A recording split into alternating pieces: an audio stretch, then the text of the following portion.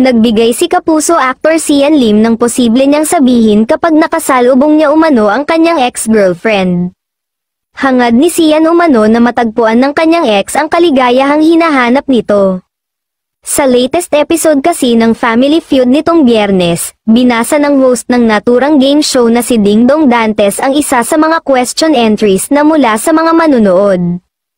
Pero bago pa man magbigay ng tanong ang mga netizen ay naglatag ang Family Feud ng tanong na, kung makakasalubong mo ang ex mo, ano ang itatanong mo?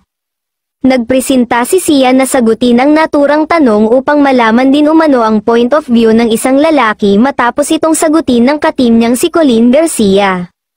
Pag nakasalubong mo ang ex mo, you should say na, I hope you do find the happiness that it is you're looking for, saad ni Sian.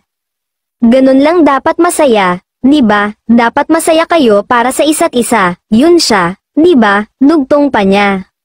Matatanda ang kagagaling lang ni Sian sa breakup noong December 2023 matapos nila itong kumpirmahin ni It's Showtime host Kim Chiu sa pamamagitan ng kanilang social media accounts. Syempre, no names being mentioned pero alam naman ng lahat na si Kim Chiu ang huling ex-girlfriend ni Sian na nakarelasyon niya for 12 long years. Matatanda ang kamakailan lang ay inamin ng aktor ang relasyon niya with Viva Films, Senior Associate Producer, Iris Lee.